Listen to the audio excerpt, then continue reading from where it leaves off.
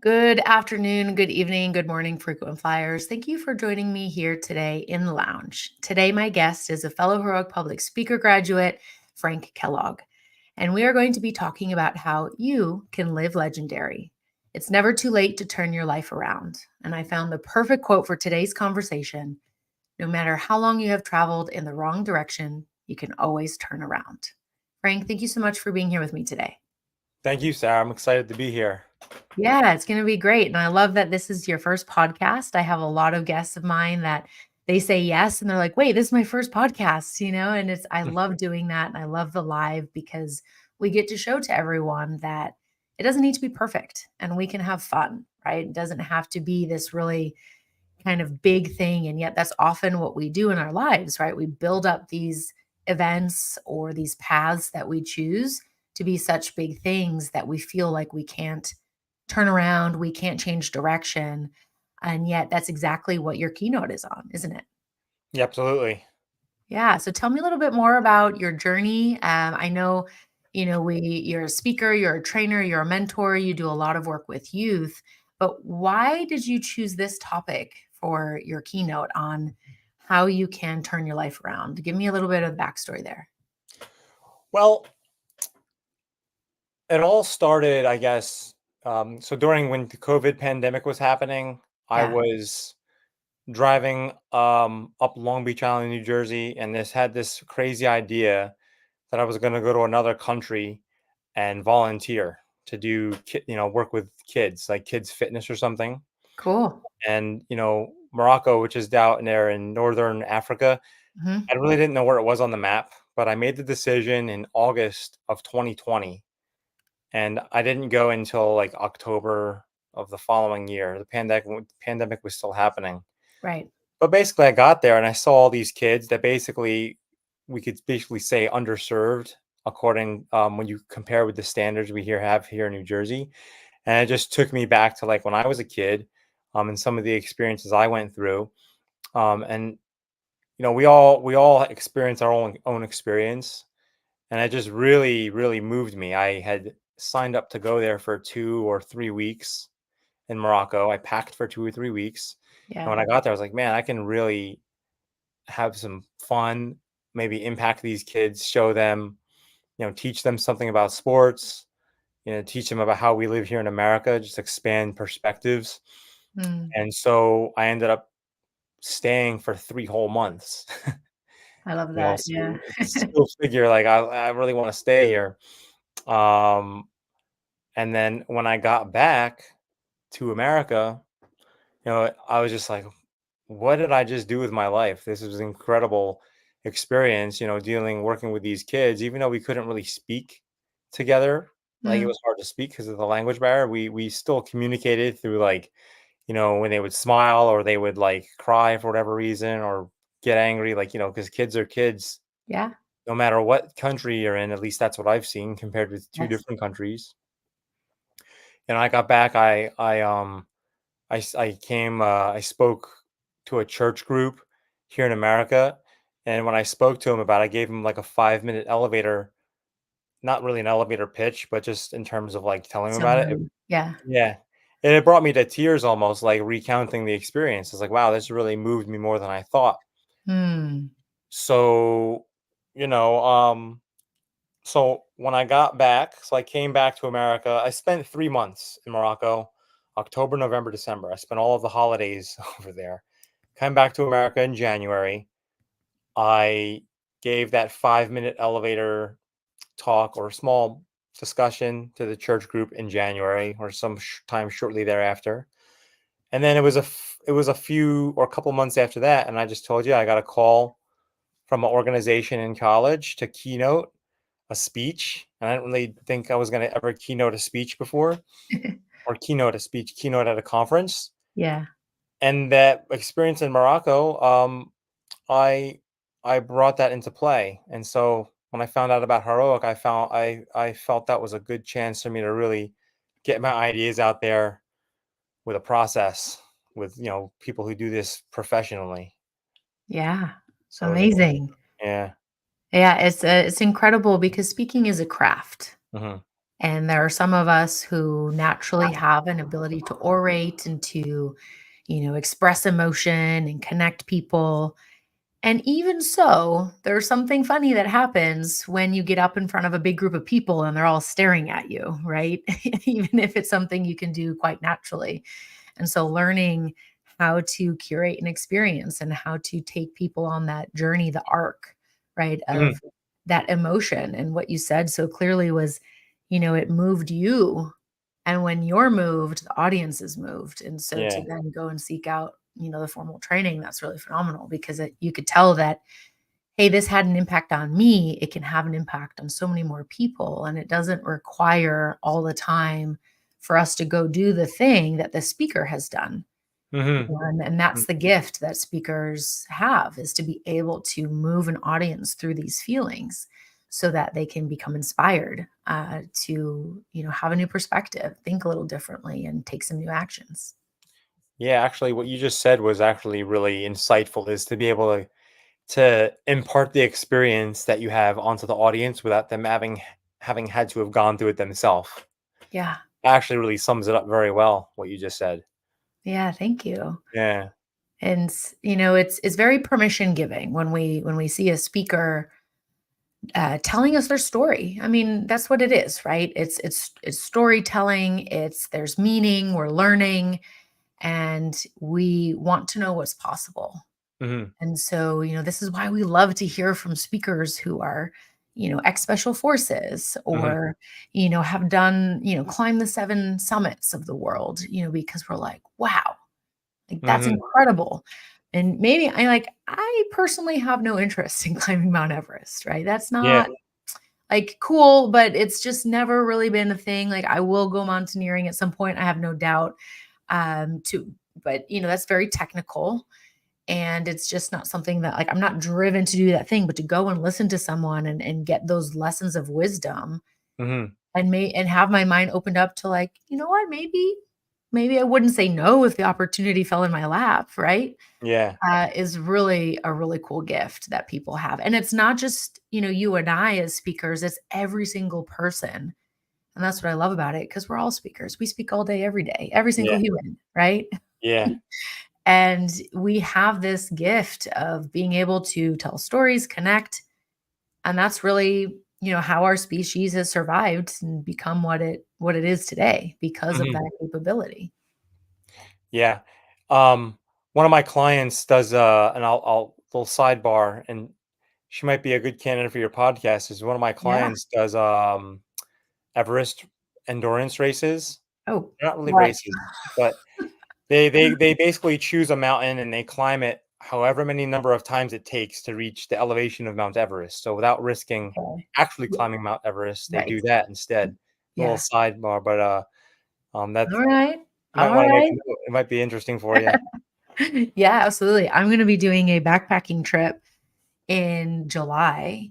Okay. Um, and it's gonna be like we're carrying our own packs, Mhm. and sleeping out in the wilderness and that type of Oh, thing. So I'm really looking forward to it because it's just gonna be off grid for a few days and being under the stars at night, not too hot in the daytime, but really nice and cool for sleeping in the evening. I'm really excited. I love getting yeah. back into nature and feeling like going with time as the sun rises and as the sun sets and just Yeah. slowing things down. I mean, my keynote's on slowing down, but it's just a very visceral experience. Mhm. And also, to do hard things, like to willingly choose to do something hard really provides satisfaction in a very different way than just because it's fun or because Mhm. it's there or convenient. Wouldn't you agree?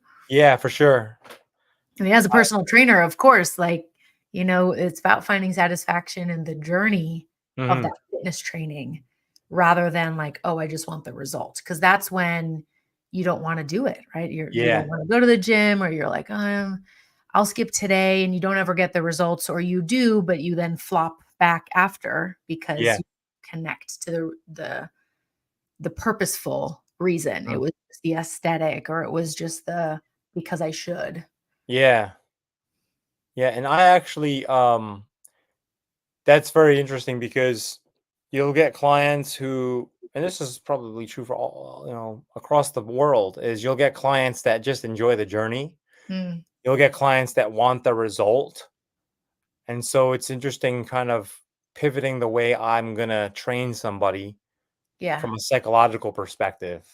Like, Oh, how do I yeah. get their mind, have them to get motivated to do the work, make the work fun. And Yeah. some people like hard work, right? Just like you said, I like hard work. And so that's kind of a fascinating thing to think about.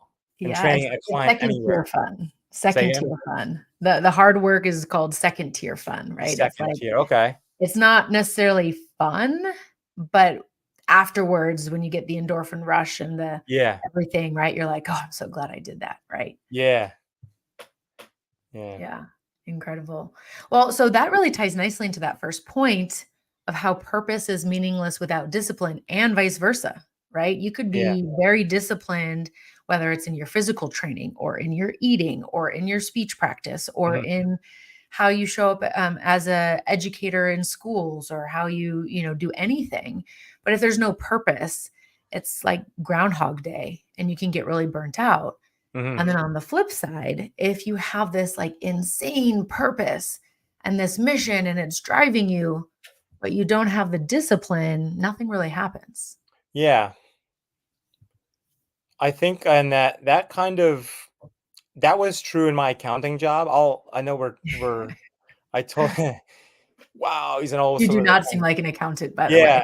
way. I I was an accounting tutor in college and I liked teaching it. That gave me purpose when I was doing good at it. Like Mm, I chose to study business in college and I was started tutoring accounting and getting people good at learning it and taking tests. I won some awards on it, like how great. to take tests. And when I finally got into an accounting job, my discipline waned. Mm, And so I mean, the purpose of an accounting job is simple. Like they give you the purpose if you're going to choose to have an right. accounting job. Sometimes your job will give you your purpose. Yeah. If you and some people are cool with that, and some people know themselves and are comfortable with that and are at home with that, and some people aren't. I think deep down I wasn't, and Mm, so um, when they finally terminated my employment, and I say that with all of the best intentions because I shook their hand after and said, "Thank you. I yeah, understand." That's when that same day I decided to go jump into the fitness career that I have now, and I'm kind of like culminating them all together. great. So it was just kind of a crazy journey, going from that point A to point B. Yeah, Like that's a people great talk about, pivot. And it's yeah, also showing like, hey, you could be really good at something. yeah, But that doesn't mean that's what you need to stick to or should stick to by mhm, any means.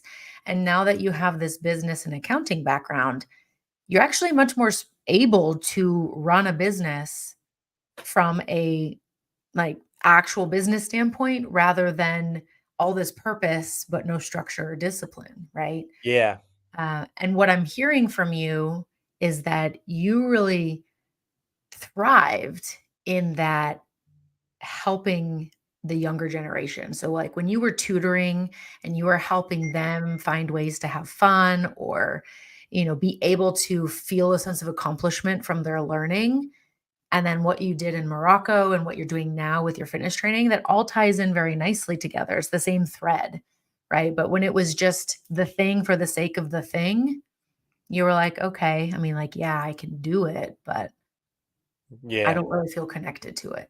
yeah, absolutely. Yeah. Yeah, deep stuff. It is. And, so many people kind of overlook this part in our own lives or, they think, oh man, I study business, I got a degree, I spent all this money, I got my CPA, I can't do anything else. Or like I'm stuck with it now.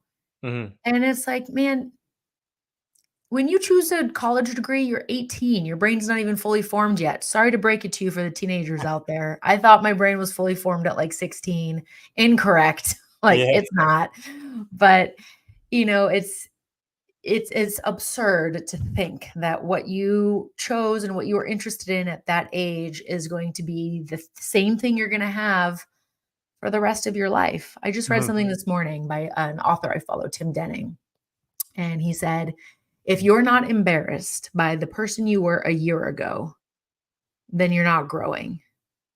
And Hmm. I thought about that. And I was like, yeah, I mean, like, not as embarrassed as I am about some things 5 years ago, but there's certainly some things last year that I'm a bit embarrassed about. Heck, there's things in January I could be embarrassed about, right? But you're different. The way Yeah. you view the world is different, and that's okay. And so I love that you just had this realization, and you took that pivot and you made it into, okay, well, what can I put my passions into and have fun again, Mhm. while using the skill sets that I have. Yeah, absolutely. What made you choose fitness? I mean, was that always a big part of your life, or was that a more newer interest? Well, I'll take it right to the heart of the keynote because you and I met based off of, you checked out my Yeah, I saw your video. video. And as a kid, like me and my dad didn't get along. There was abuse, some violence, some destruction, kind of crazy stuff. And Sorry he to hear that. basically had to put me into martial arts. He didn't really have the wherewithal. I Mm, don't think he didn't have the tools he needed. He didn't have all the tools he needed. So I got into martial arts, and it took like the energy I had, aggression, that energy into something more positive. I started shaking hands with people more, and I noticed I was getting into shape. And I just found that this attitude of martial arts, I translated over into fitness. I don't do martial arts much anymore, although I do intend on getting back into it. And I used to compete with people like what you're style, may I ask? say again. Oh, What style? Taekwondo I started Okay. in, and I've done a bunch of others since then, not to the same degree of time, but there's a big paradigm shift that happens when you go from like fighting with your father um over negative things or things really that aren't like worth fighting, and there's like bad emotion, negative, and then you go and you're able to take out that same physicality, but then you shake hands with your training partners after. It just adds a sign of respect. Like this was done in respect, and we did it out of learning. And now I can go back into the world and not feel the need to do that in a negative way to Mm, someone else because I feel at peace with the. I feel at peace with it.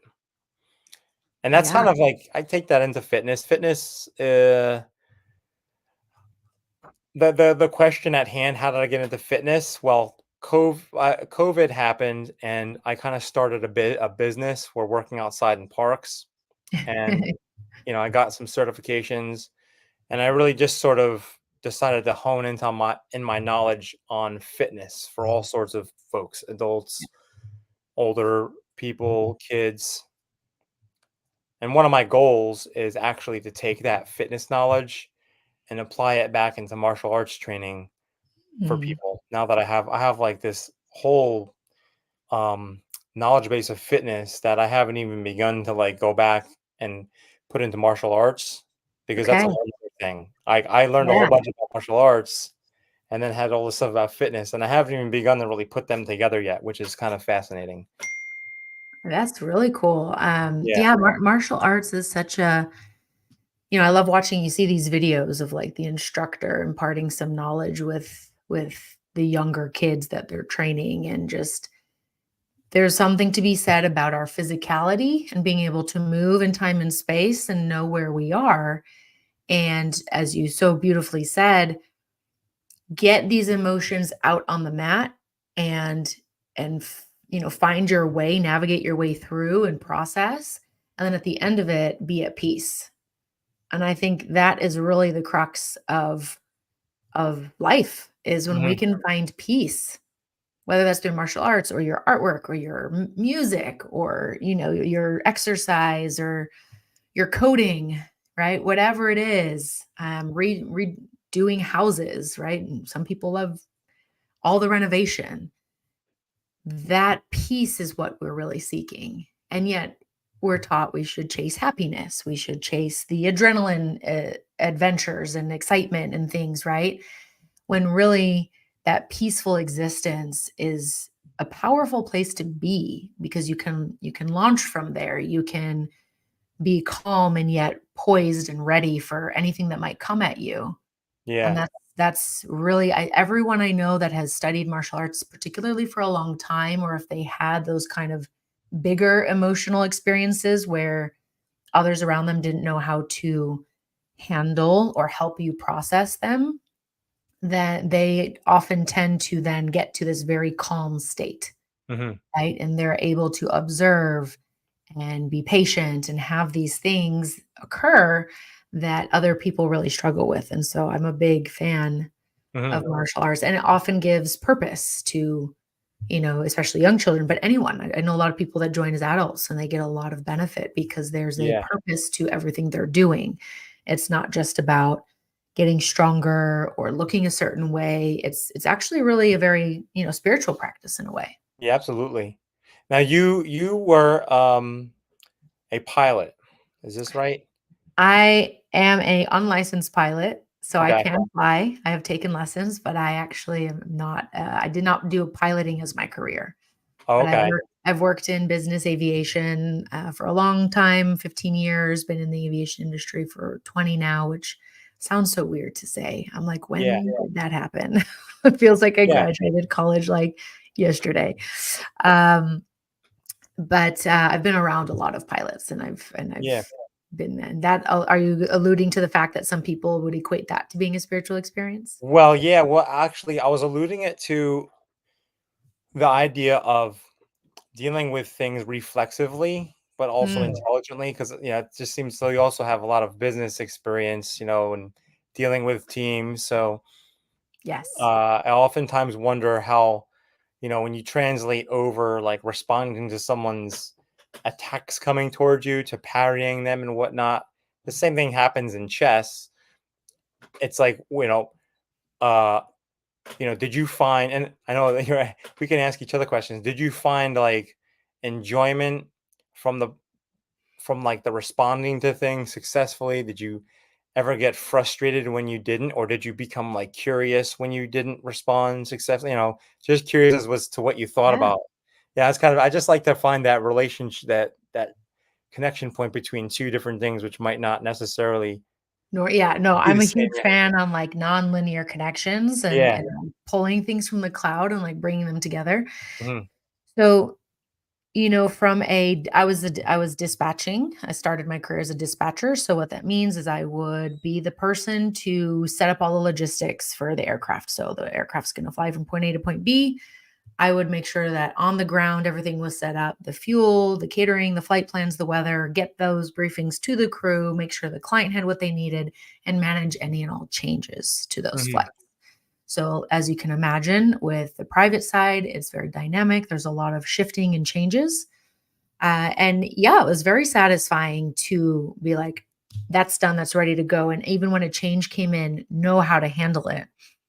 It would get frustrating when there'd be breakdowns in communication because either I had assumed or someone else had assumed something and we didn't communicate properly, Mm. or a step was skipped by somebody, something that's normally always sent was missed, those types of things. But you learn how to manage those and how to temper. Like I would say I was probably angry a lot in my 20s, even though maybe outwardly people didn't experience that, but I'd get really like, "Why didn't you send the thing? I already asked you 10 times, every single flight. I ask you for this. Why didn't you send it to me?" Yeah. Um, but it's learning how, releasing the control Mhm. and surrendering to what's happening in that moment and being able to respond to it rather than react with a knee-jerk reaction. Mhm.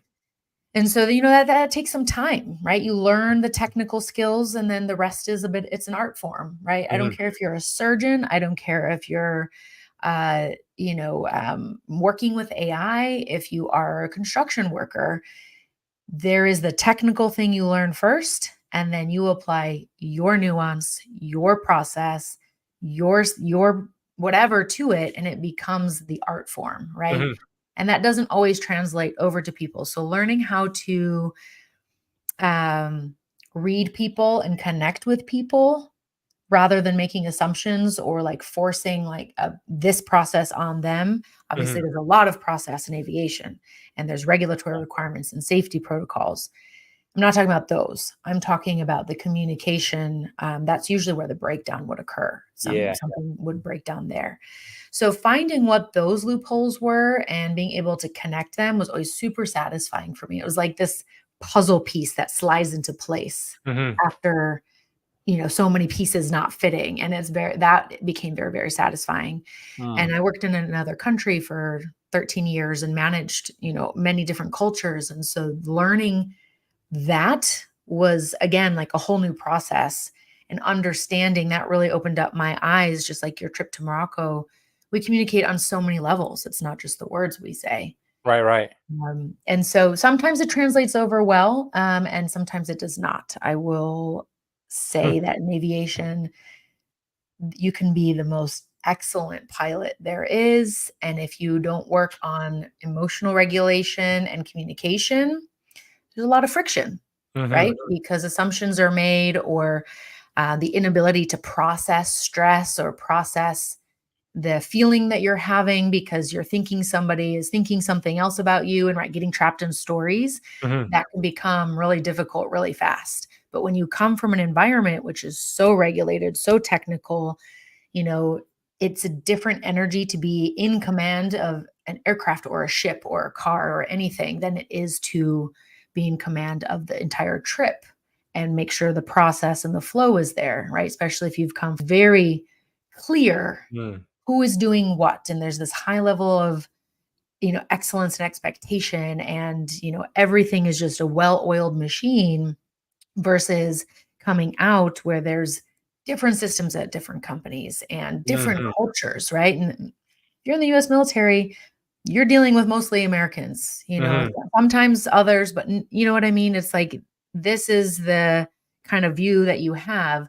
But when you come out and all of a sudden your co-pilot's German and you're Dutch and you're flying into Hong Kong and there's an American handler waiting for you, it's like there's so many things going on there that Mm. communication becomes the most crucial skill set to make sure that the process is smooth Yeah. on top of all of the safety and everything else. So, it translates over in some areas and not always in others. And Mhm. each person's so unique. But I certainly found a lot of satisfaction in like when I figured it out, it was like, oh, this is what it can be like. Okay, Yeah. let's try to do more of this. Right, right. Interesting stuff. Yeah. Yeah. Great question. Thank you for asking. And you know what? I remember you commented quite early on one of my podcasts, maybe like several months ago. Yeah. So, has anyone ever interviewed you, Sarah? We should do that. And I actually have. I just did a dual podcast with There someone you else go. from Heroic. They were in my cohort. We call ourselves the Pythons, Yeah. and we're going to release that next month. So we did like a Very cool. dual where we both interviewed each other. But feel free to ask me more questions. Like this is a conversation. This is Yeah, not just. yeah. I'm not just going down a list of asking questions, and that's what I love about this show. Yeah. Yeah, it's kinda cool being on my first podcast. I mean, Yeah, I've watched some other podcasts, like bigger podcasts on YouTube, and then I watched yours and, I know that engagement is good, and I, uh, I thought it was, kinda cool that you have such a diverse, um, array of guests, but there's always your theme there of pivoting, that's yes. kinda cool that you do that. Thank So, you. that's one of Yeah, the things that I try to do. the pivots is so important because people make change out to be this really scary thing, this hard thing, a bad thing even, right? And Yeah. we just wanna, like, cling to what feels good, and there's nothing wrong with that, right? Like, there's nothing wrong with feeling good. It's just that our primitive brains, we don't know what's on the other side of that door, even if it's a door we want to walk through. Mhm. And so it's really, I love hearing people's pivot stories and how do we lean into that change and accept that we can really have a lot of fun with it, right? So like taking back this word and making it a fun thing, Mhm. making it like a really powerful thing. Change is good and it's going to happen whether we like it or not, right? The environment changes, we go through seasons, technology changes. And Mhm. it's only when we try to cling on to like, I want it to be like this forever, you know? I mean, I'd love to have a boombox with my cassette tape that I Yeah, recorded songs on, but, like, it's so much more convenient just to have Spotify give me, "Oh, that's a cool artist. I never heard them before," right? yeah. And so it's like the nostalgia of things, but, you know, it's I love hearing how people have managed their own pivots, how the unintentional ones often lead to, like, the greatest things. I mean, you know, you probably never thought 10 years ago you'd be here, did you? No, I I always thought about getting on a podcast. My buddy and I have thought about getting on a podcast. Like, so there's a couple friends I have whom we can have 3-hour conversations, and they're like, about business. Like, I highly enjoy talking about business. Yeah. I'm actually not super. I don't consider myself super entrepreneurial, but I consider myself creative and kind of a good freelancer. And it might have to do with something of adventurism. And I've Hmm. never really used that word in that um, way Yeah. before. But the friends I have who I can have like a 3-hour conversation with, and we're both like blowing our own minds with this stuff we're saying. That's Yeah. when you know you have like an interesting dynamic, is because like there's some people I'll call, and I'll call them because like I know that I'm gonna come up with something new and interesting to think about after I speak with them, because then you get two minds together. Sometimes there's synergy, and you're like, it's almost like it's very trippy. Not that I know what Yeah. that's like, but it's just so I have thought about having my own and getting on one um, within the past 10 years, but now it finally has happened. And you get to Yeah. be the one to interview me first. Not that Yes.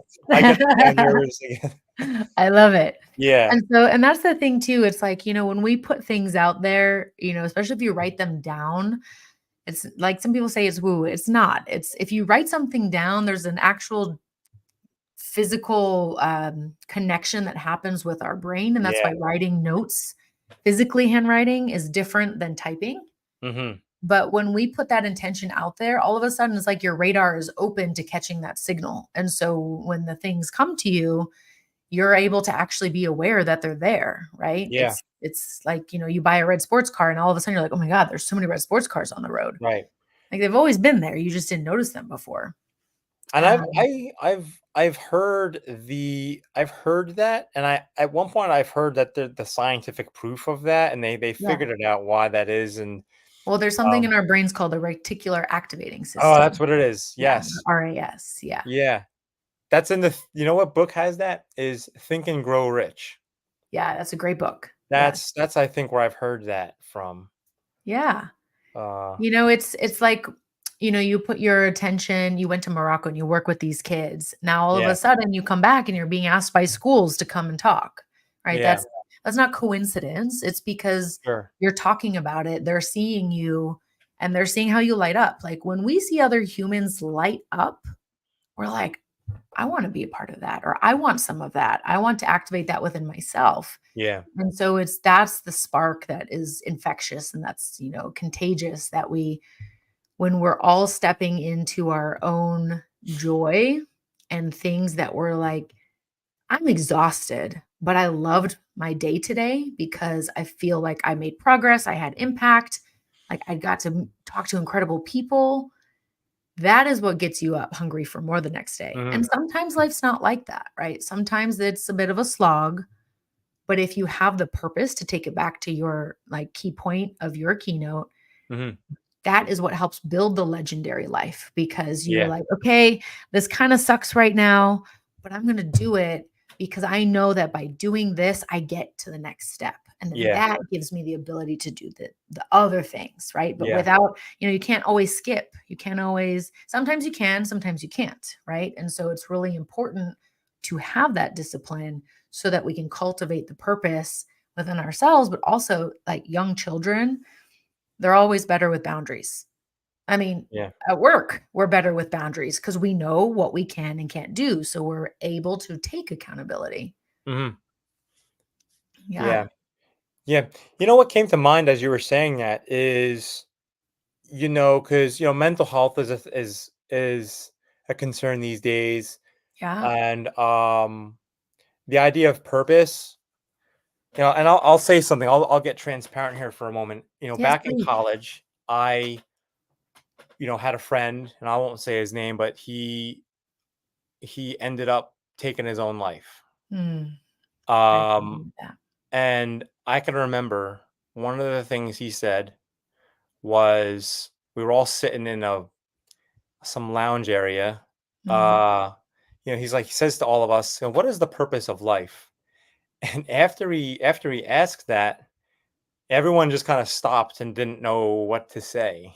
mm, Because though I don't know, just something about the way he said it really stumped everybody, and yeah, he uh um was asking genuinely, I think. yes, So, and we don't know what any of us are going through. There might be depression, there's sort of things. And one of the things that I've come to the realization, and is the thing about purpose, is sometimes your purpose, like there's that the pyramid, the Maslow's Maslow's hierarchy hierarchy. of needs, yeah, Yeah, exactly. You're not always gonna feel at the top of that pyramid, I don't think. And so I think what we need to get back to is our default settings, almost like our factory mm, default setting is like your purpose. Well, if you can't get to the top, you have a purpose every day, and the purpose is to eat and take care of yourself. Everybody has a purpose. yeah, And if you're fortunate enough, like, to actually be at the top, then, you know, the purpose is to then be able to give back to maybe those who aren't quite there yet. Because mm,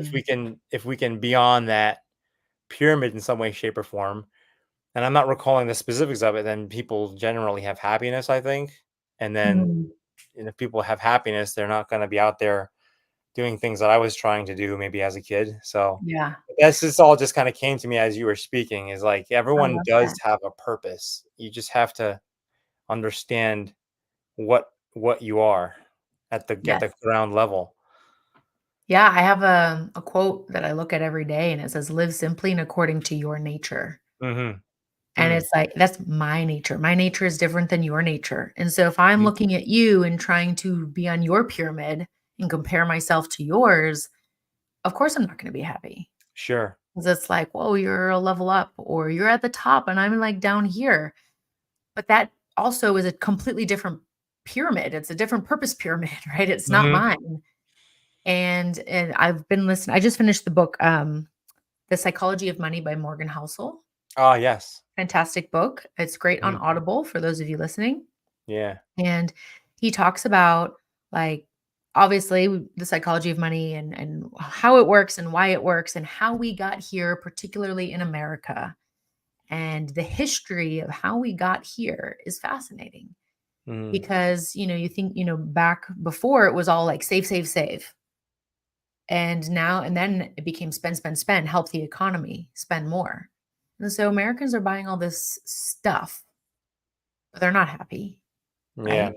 And so it's very fascinating to kind of dive into the societal and cultural implications of a lot of these different initiatives and then the impact it's had, because happiness is also one emotion and it's fleeting. All emotion doesn't last forever, right? Mhm. And so that's goes back to the peace, how we can find peace. And so discipline can bring peace, right? Mhm. Knowing when things are going to happen, and you can control your structure to for a large part of things, not all, of course, because if you work for someone else, you've got to follow their rules and all of those things. But again, it's changing your relationship to that. Like, Yeah. okay, maybe I don't agree with this structure. It's okay, it's not my company. And this is giving me the ability to put food on my table, to pay my electricity bill so I have air conditioning and Texas heat, whatever it is. And you can start to imbibe gratitude into all of those things. And then, Mhm. accept. I think acceptance of where you're at on the pyramid and not always striving like that we always have to be at the top. Because guess what? You might get to the top and have some self actualization moments, Oh, yeah. and then you're gonna pivot and you're gonna go right back down to the bottom and be like, "What am I Yeah. doing? Yeah, it can happen. Does this fit?" Because your whole paradigm is shifting. Yeah. That can And definitely so happen. I'm sure it happened. How many times did that happen to you during your pivots? I mean, you know, um, it happened during, martial arts. So I had Mhm. left martial arts as an 18-year-old because I my parents had moved down to South Jersey, and Okay. I had decided to stay up there. to try to just, make a living. I wasn't making too much. I was making like $400 a week, maybe. I was a part-time job, you know, um, and I tried to stay like I wasn't very like naive, or I was actually naive, not was naive, and I was trying to stay in this house that my dad had basically abandoned. So, um, one morning I'm sleeping on a mattress on the floor, and it's like morning time, maybe 9 o'clock, 8:30 in the morning, and a guy Okay. walks in the house, like, and he's like this um, big guy. I don't know, from another country, a little bit of an accent, and Okay. can I imitate him? Is that okay? Eh, yeah. It's just like it adds that he's like, "What are you doing here? I'm here to repossess the house." I'm like, "What?" I'm an 18 or 19-year-old, and I'm kinda scared. Right. Um, but he was cool with me, and I like to imitate people. It's one of my things, only because it kinda takes you into that what it actually was, Yeah. like, it gives you Yeah. the flavor of it. But, he was cool. He let me put my stuff in the garage and said, "Come back for it later, we'll make sure you get it." And, I basically told my martial arts instructor, "Hey, I need to, like, I'm gonna leave. I'm gonna go down south and start college, and this is it for me." And that was actually a pretty tough moment for me, because that was a kind of pivot where it was kind of forced. Mm. Like, I didn't really choose. I did make a choice. There was outside circumstances, and I made choices accordingly. Yeah. I wanted to go back to college and try to achieve more academically, and that was my purpose in the moment. Is like I didn't start college intending to become an accountant. I started intending to do better in school, which I Okay. did, and that ran its course. And so that was one big pivot. There's probably others, but that was one big pivot that happened to me. That was kind of crazy circumstances, Yeah. you know. Well, and then that shifts your worldview, Yeah. and, it can feel like sometimes it's like we kind of go up and we go down. I saw this really brilliant video. It was like an interactive art exhibit. I forget where. Hmm. And the caption was how it feels to be on a growth journey. Hmm. And it's there's like steps, and it's steps and then a platform, and then there's a trampoline. So the person takes a few steps and then falls off and hits the trampoline and then comes back up and then gets back up on the steps. And they're Hmm. doing it over and Oh over. yeah, I've seen that And thing. then sometimes they're down back at the bottom of the steps again, right? And Hmm. it's a very representative experience of what it can feel like, because growth is not linear. Like we from the outside see, particularly with social media and stuff now, Hmm. this kind of path. Or like we wake up one day and we're like, whoa, Jeff Bezos, Elon Musk, they like had everything handed to them. They were so, it's like, no. What about all the years that they were nobody? We didn't hear anything. Hmm. And, it's only now that they're in the news all the time, we just feel like they've always been there. Sarah, And go I don't ahead. I don't mean to cut you off. No, I'm gonna stop you. I've actually just started reading Elon Musk's autobiography. biography, and so if you wanna chat about that another time, like, as Oh, a as yeah. a No, no, no, case I oh know. my I goodness. love he's But, fascinating to me. He is Jack, I fascinating. just it's just been I've been mind blown a little bit by it, but when you started talking about them too just now, yeah, like, people don't Yeah, I fully know. I've had a know. lot of people message me about his autobiography, and it's like, we can never know what other people are truly going through, right? Yeah, Even in the same experience, right? You will have a different experience because yeah. everybody's reality is subjective.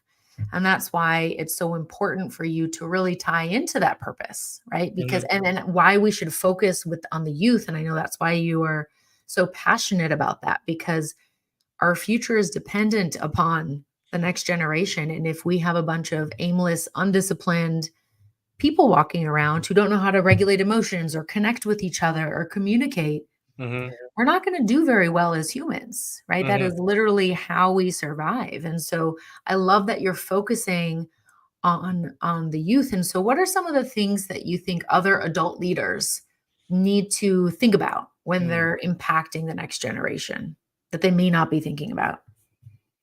I know you talk about this in your keynote a little Yeah, bit. So without great. giving all of it away, Yeah, share some of the highlights. great question. The community. So, for example, it's easier for me to have someone's child for, like, 45 minutes or an hour, 3 or 2 times a week, Right. The there's like separation boundary. Like children will listen more so to an adult figure um when they don't really know who they are. Uh-huh. Um, you know what I mean? You know what I'm getting at here? And so Oh, when I was a kid, I yeah. would listen to my friends' parents. Mhm. Wait, like, if my friends' parents were like, "Stop running," oh, I'd be, like, sitting I'd be the Yeah. best little kid Yeah, ever. you don't If quite my know own what mom that said adult something, I'd be like, yeah. "What?" You don't quite know what the other adult is going to do. And Right. then but then it's up to our society to have adults in those positions be trained properly. Be Yeah. like understanding. Like I couldn't tell you offhand, but there've been a handful of times where I'm walking through Walmart or a sporting goods store and I'll hear like a father like yell at his son. Like it happened actually one time and I don't remember what was specifically said, but I was like, man, I've been there. And I was Yeah. like, I've been there.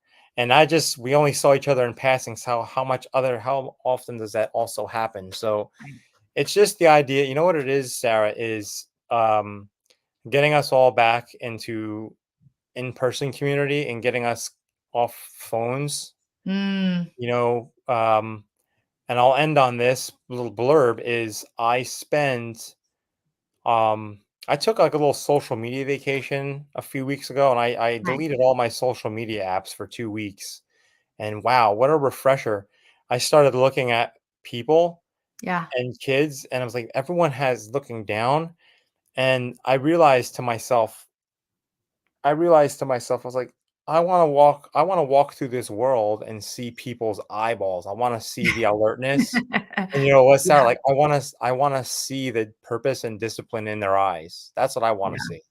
Like, and if that's a yeah, answer right there. I want I to see love the it. purpose and discipline in the adults' eyes because then the kids will see that, Yeah, right? you know? It's contagious, it has to be from top down, just like an Yeah. organization, right? We need to walk the talk. I was on a webinar earlier where, somebody asked a question about this process in the workplace, and she's like, "Well, if you're asking your employees to do it, you have to be doing it too, or at least putting an effort towards making that part of your life, otherwise you can't ask others of it," right? So, Mhm. but I agree with you. It's, you walk down the street in a lot of cities, people won't look up from their device. They won't even look at you. You're standing like you're in an elevator with them. Um, Yeah. and it's just like bringing back the human connection. Yeah.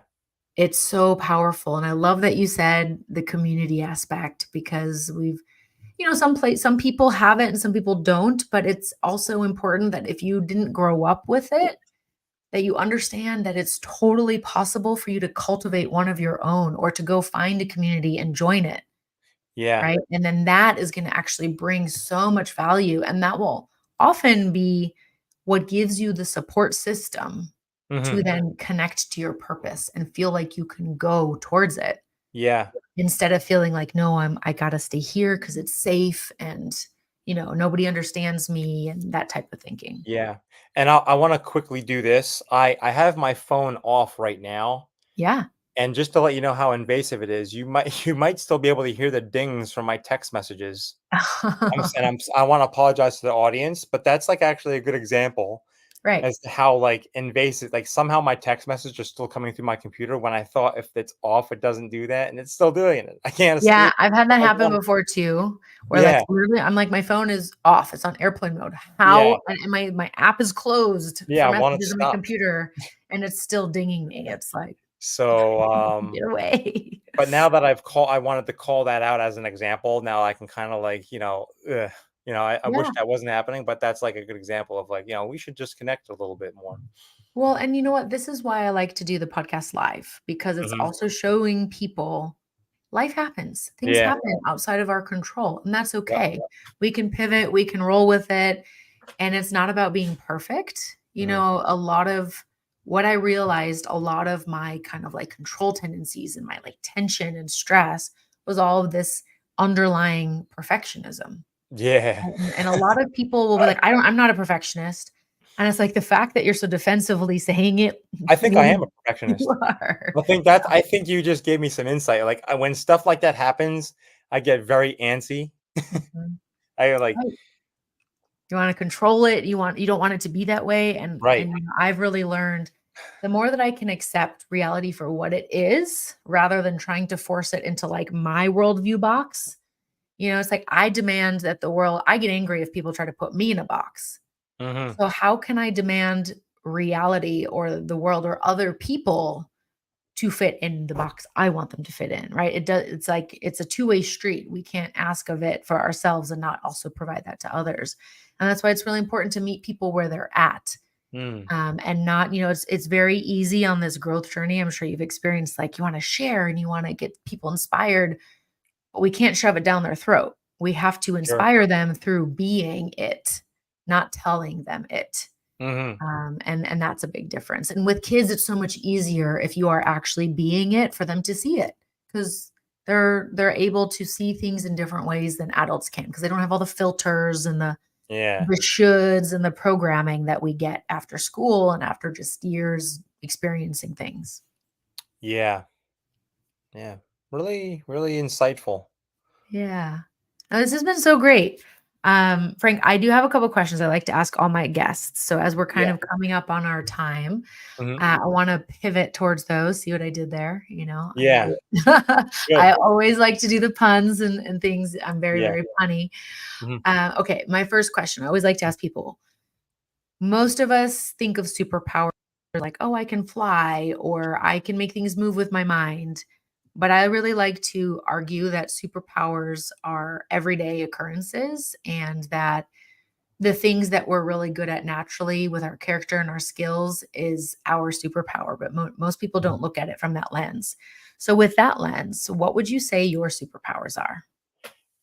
I think that and I think I've captured glimpses of this, and this goes beyond my fitness career. I think I'm gonna be doing this one day is business coaching, and I'm only taking an educated guess right now. A couple of people, they call me every now and then, some friends, and they run business ideas. They're either business ideas or business situations, and I just kind of give them objective advice about it. Hmm. So, and I think I'm good at asking questions and being that getting them to think of the direct questions that they need to ask to get their end goal in sight. I think I'm really good at that, and it comes down to even in my fitness career. Like I really we called it in accounting, and I'm telling you, like in accounting, we called it probing questions. We would ask Yeah. probing questions to get to the heart of the actual issue. I remember that much from my career, and I think I'm really good at that. And I look That's forward to awesome. honing that skill further. Yeah, that's a Mhm, great skill set to have. And it's mhm. definitely a superpower because humans are very good at lying to themselves and, constructing these big, like Wizard of Oz scenarios. And then you peek behind the curtain and you're like, what? That's it? You know? Yeah, And so that's a very powerful skill set, especially if you can turn it on yourself, right? Because sometimes we can be very good at something with yeah. others, but not always so great towards ourselves. Mhm. So keep cultivating that, keep honing that. That's really great. And whether you're Yeah, working with children or adults, whether it's fitness or you're on stage, the ways we can engage the audience of, having them asking those questions of themselves is also very powerful. So that's yeah, really cool. yeah. Awesome. Thanks for that question. Of course. So my next question is really designed around how we make decisions in our lives. The perspectives or the hats, if you will, that we'll put on to look at something differently before we make our final decision. So this is, in business called having a board of directors, Mhm. but we can have that as well in our personal lives. Um, and it doesn't always mean that you like call the person and go, "Hey Sarah, I'm about to do this. What do you think?" But Mhm. it means you adopt like, "Hey, if this was Sarah in this situation, what do I think she would do?" Right? What would my Zen master do? What would my fitness coach do? Right? And Yeah. then just adopting those different perspectives. So, do you have a personal board of directors that whether you check in with them regularly or just kind of put that hat on for perspective? And to add a caveat as well, they don't have to actually be people you know. It could just be, it could be somebody famous, or it could be someone from the past, or an avatar, or somebody from a video game. But you're like, that philosophy, I love it. Like, Yeah. I love Ted Lasso. What would Ted Lasso do in this situation? Okay, great. And then you kind of give yourself a new perspective. That's what I mean by this Hmm. question. So do you have a personal board of directors? And if you would mind sharing, then we'd love to hear who some of them might be. Yeah, for sure. So when you ask the question like that, I could actually go on and on and on. Like I could Yeah. really get into it with the video games and stuff. I'll keep it on a more simple sense. I'll just defer to my two martial arts instructors, whom I actually have not seen them in a while due to COVID. I just haven't had a chance, and it's really no excuse. But I often, because I spend so much time being impacted by them, and they played a big part in the speech, that I oftentimes think about what they would do in certain situations. You know, the examples and experiences that I know that they went through. And Mm, so when I'm going through something, I sort of like just derive some motivation from that. Like I derive a lot of strength from, you know, that, um, the dynamics I used to be around.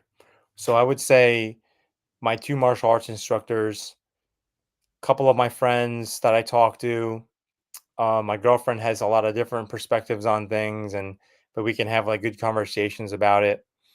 And all the things I'm really discussing are things career related, and when I deal with kids during my camps that I do, getting perspective on that.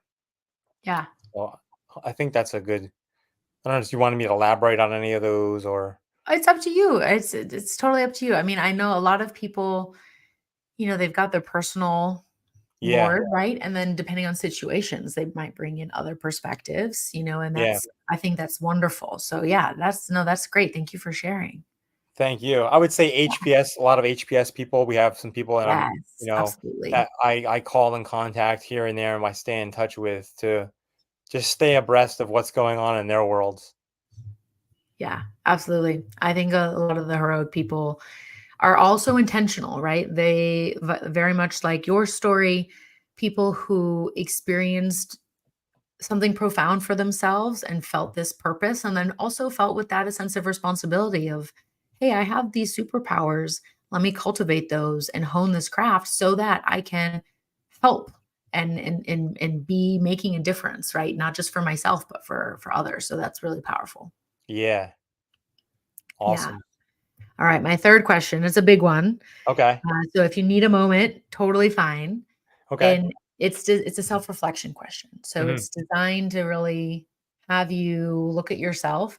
And it's not about like being good or bad. It's just like, what would people take away? So it's how do you best represent humanity? And so the context being an alien race has come to Earth and you're the first human they meet. And Mhm. they interact with you. So because of that, they interact with Frank. What does what do they learn about humanity because they've gotten to meet you? Wow. Yeah, when you ask me over here on the podcast, it's more the question hits harder. I did have a reading of it beforehand, but Right. It's always different when you hear it yeah, when you versus when you hear just it like read it. that, Yeah, yeah, I wow. it's totally okay. You get a moment. I have a lot of I have a lot of angles Okay, personally. I've been told that by some people who don't even know me that well. I actually agree with them. I have a lot of angles, okay. like uh like the fitness, like they would look at me and say, "Why does this organism pick heavy things up and put them down just for the sake of Just demonstrating yeah, strength, setting an example, right. and they might take me and analyze my health and say, okay, well, this is good, but also see my joint injuries and say, well, maybe not.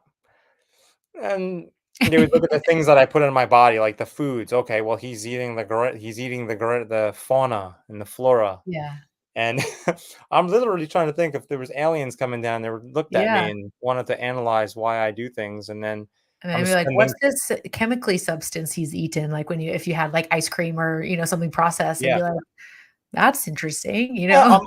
generally, they would look at me and I think they would say I'm acting in a benevolent way, like I'm dealing with the youth and giving them skills. I'm not out there like destroying other people's creations. Yeah. So I think they would find me, and I don't like to sound arrogant or cocky, but I'm really being objective. I mean, they probably would look at my room and say, clean up a little bit. Mm. No, I'm not perfect. The car is messy, Yeah. but so, but it's messy with my gym equipment that I'm going. So it's a lot of ways to look at it. You I asked a love that. question that I could really kind of go on, and it actually gives me a lot of ideas for content. It's like, that's a good question.